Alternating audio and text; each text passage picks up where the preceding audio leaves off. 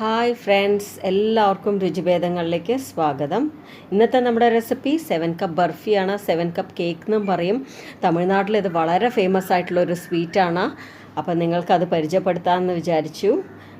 വളരെ ഈസി ആയിട്ട് ഉണ്ടാക്കാൻ പറ്റുന്ന ഒരു സ്വീറ്റാണ്. മൈസൂർ പാക്ക് പോലെ പദമൊന്നും നോക്കേണ്ട ആവശ്യമില്ല. അതിന് ചെറിയ ചെറിയ കാര്യങ്ങൾ ശ്രദ്ധിച്ചാൽ വളരെ പെട്ടെന്ന് തന്നെ ഉണ്ടാക്കാൻ പറ്റുന്ന ഒരു സ്വീറ്റാണ്. എന്തുകൊണ്ടാണ് 7 കപ്പ് എന്ന് പേര് വരാൻ കാരണം എന്ന് വെച്ചാൽ ഒരേ കപ്പിൽ 7 കപ്സ് മെഷർമെൻറ്റ്സ് എടുത്തിട്ടാണ് ഇത് ഉണ്ടാക്കുന്നത്.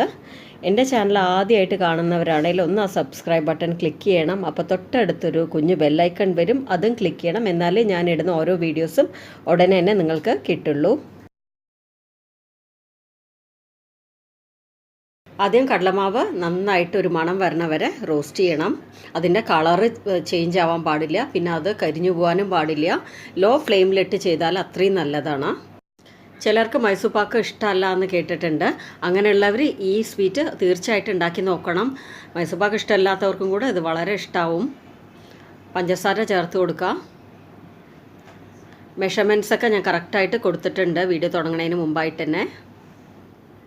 പിന്നെ പാലും ഒഴിച്ചു കൊടുക്കാം.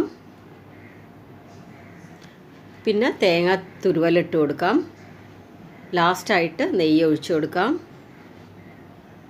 എല്ലാം കൂടെ നന്നായിട്ടൊന്ന് മിക്സ് ചെയ്യണം. കൈവിടാതെ ചെയ്യേണ്ട ഒരു കാര്യമാണത്. പിന്നെ ഒരു കാര്യം കൂടെ നിങ്ങൾക്ക് വേണമെങ്കിൽ ചെയ്യാം. തേങ്ങ തുരുവേന് പകരം നിങ്ങൾക്ക് ബദാം പൗഡറോ കാഷ്യൂ പൗഡറോ എല്ലാം പൊടിച്ച് ചേർക്കാം, തേങ്ങ വേണ്ടാന്നുണ്ടെങ്കിൽ. എനിക്ക് പക്ഷേ തേങ്ങ ഇട്ടതാണ് കൂടുതൽ ഇഷ്ടമായത്. കൈവിടാതെ ഇളക്കിക്കൊണ്ടിരിക്കുക. ഇതിലേക്ക് ഞാൻ കുറച്ച് ഫുഡ് കളർ ചേർക്കുകയാണ്. ഒരു വീഡിയോന് വേണ്ടിയിട്ടാണ് ചേർക്കണത്. വീട്ടിൽ സാധാരണ ഉണ്ടാക്കുന്ന സമയത്ത് ചേർക്കേണ്ട ആവശ്യമില്ല.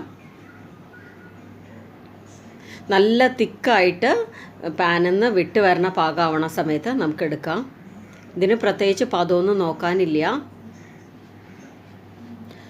ഈ ഒരു കൺസിസ്റ്റൻസിയിൽ നമുക്ക് നിർത്താം. ഇതിന് മുമ്പായിട്ട് നിർത്തി കഴിഞ്ഞ് കഴിഞ്ഞാൽ നമ്മുടെ ബർഫി വന്നിട്ട് ചൂവി ടൈപ്പാവും. പിന്നെ അത് സെറ്റാവാൻ ഒരുപാട് സമയം എടുക്കണം.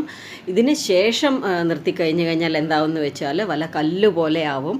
അതുകൊണ്ട് ഈ ഒരു കാര്യം മാത്രം ഈ സ്വീറ്റിന് നോക്കിയാൽ മതി. ബാക്കിയെല്ലാം പെർഫെക്റ്റായി വന്നോളും. ബിഗിനേഴ്സിന് കൂടെ വളരെ എളുപ്പത്തിൽ ചെയ്യാൻ പറ്റുന്ന ഒരു സ്വീറ്റാണത്. നെയ്യ് തടവി ഒരു സ്പൂൺ കൊണ്ട് നന്നായിട്ടൊന്ന് ലെവൽ ചെയ്ത് കൊടുക്കുക.